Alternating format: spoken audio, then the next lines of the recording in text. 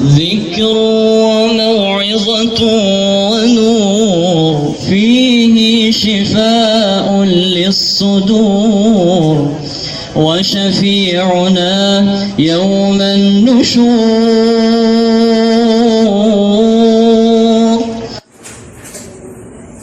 أعوذ بالله من الشيطان الرجيم. بسم الله الرحمن الرحيم. Assalamu alaikum warahmatullahi wabarakatuh. Ako po si Ustad Badruddin Arbinasing, Grade 7 Islamic Values Teacher. Bago natin talakayin ang paksa natin sa ngayong hapon, magdua muna tayo sa Allah subhanahu wa ta'ala. So class, bawat isa po sa atin, babasahin na lang natin yung Suratul Fatiha. أعوذ بالله من الشيطان الرجيم. بسم الله الرحمن الرحيم. الحمد لله رب العالمين. الرحمن الرحيم. مالك يوم الدين. إياك نعبد وإياك نستعين. اهدنا الصراط المستقيم صراط الذين أنعمت عليهم غير المغضوب عليهم ولا الضالين.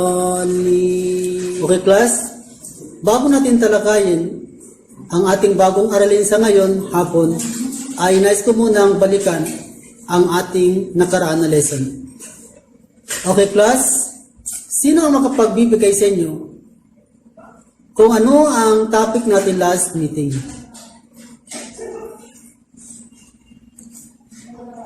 Okay, very good. So, our topic last meeting is about good respect to our parents. Sino naman sa ngayon ang makapagbigay ng dalil about doon sa good respect to our parents? Okay, very good. Mumtaz. So, ang nabigay natin na dalil about sa respect or good respect to our parents is, sabi ng Allah subhanahu wa ta'ala, Bismillahirrahmanirrahim. وَقَضَى رَبُّكَ أَلَّا تَعْبُدُوا إِلَّا إِيَّاهُ وَبِالْوَالِدَيْنِ إِحْسَانًا إِمَّا يَبْلُغَنَّ عِندَكَ الْكِبَرَ أَحَدُهُمَا أَوْ كِلَاهُمَا فَلَا تَقُل لَّهُمَا أُفٍّ وَلَا تَنْهَرْهُمَا وَقُل لَّهُمَا قَوْلًا كَرِيمًا. So class, yun po yung dalil na nabanggit natin sa Quran about sa good respect to our parents. Ngayong class, o ngayong hapong class, ay tatalakay na naman natin ang tinatawag na good manners on clothing and adornment or pananamit sa Islam. So, ang learning objective po natin sa hapong ito class, at the end of this lesson, you are expected to, number 1, define the meaning of clothing and adornment. Number 2, familiarize the manners of clothing and adornment. And the number 3 class, discuss the proper ways of clothing and adornment. In Islam, the principles of modesty, manliness, decency, and chastity are the basis of clothing and adornment. Anything not in conformity, weighty attainment, maintenance, preservation, and development of these qualities is cleared outside the limits of Islam. Therefore, it is sacrilegious.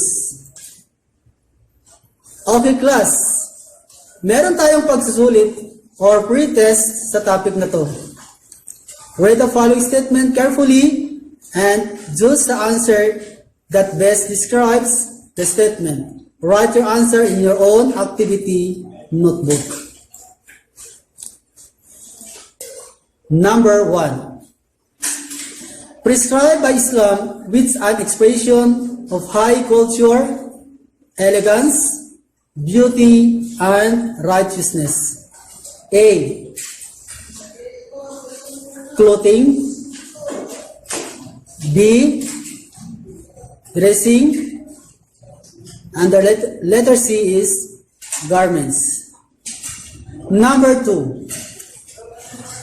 The very private or intermediate parts of the human body that arouse lust or sexual desire. Letter A. Aura. Letter B. Adornment. And the letter C. Zinat. Okay, number 3 class. It will be used to protect and decorate those parts of the body that should be hidden from others. Letter A. Adornment. Letter B. Garments. And the letter C is aura. Okay, number 4. Things that people wear to cover and protect their bodies and the private parts. Letter A.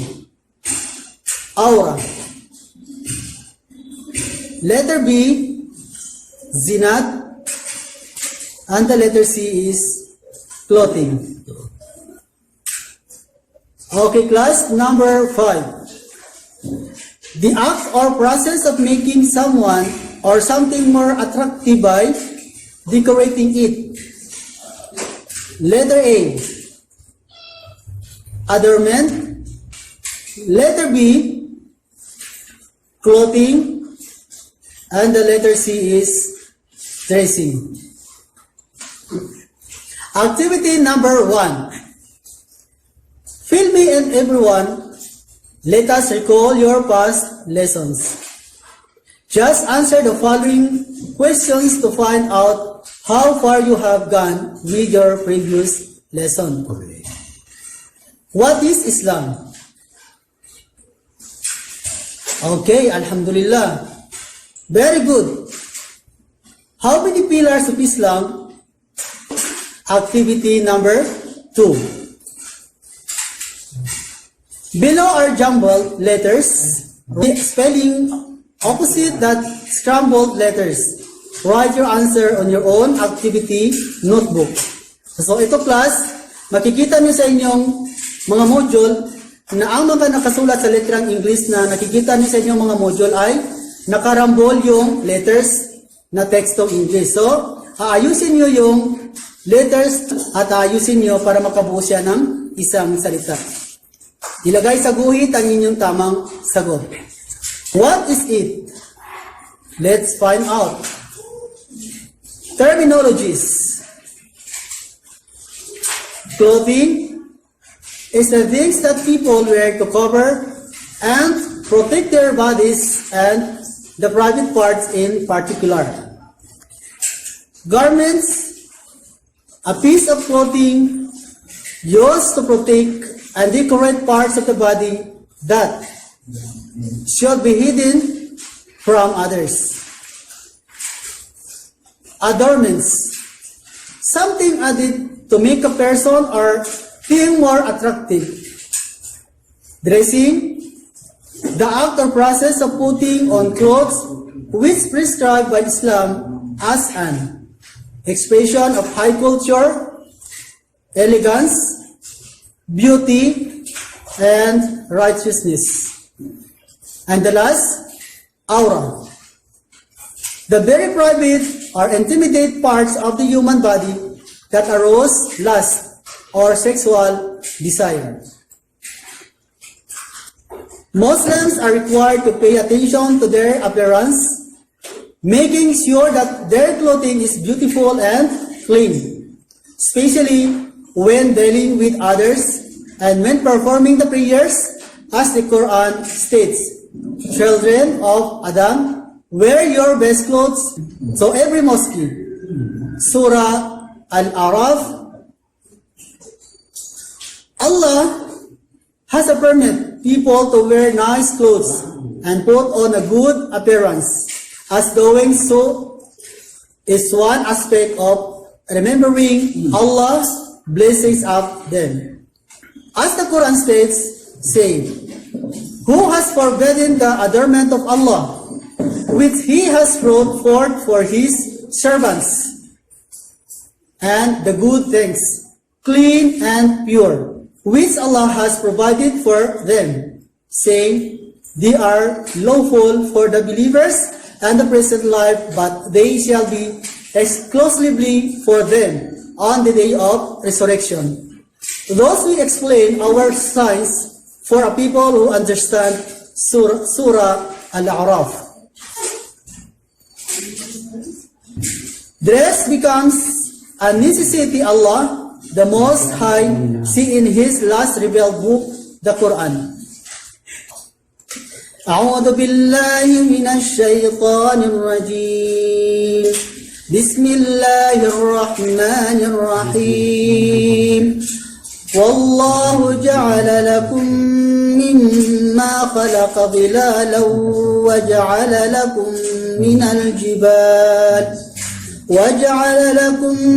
الجبال أكنانا وجعل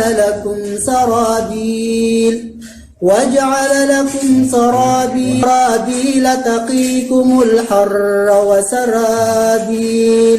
وسرابيل تقيكم بأسكم كذلك يتم نعمته عليكم لعلكم تسلمون. It is Allah who made out of the things He created some things to give you shade of the hills He made, some for your shelter. He made you garments to protect you from heat, and coats of mail to protect you from your mortal violence. Thus does He complete His favors on you, that ye may bow to His will in Islam. Fear of Allah, basis of clothing.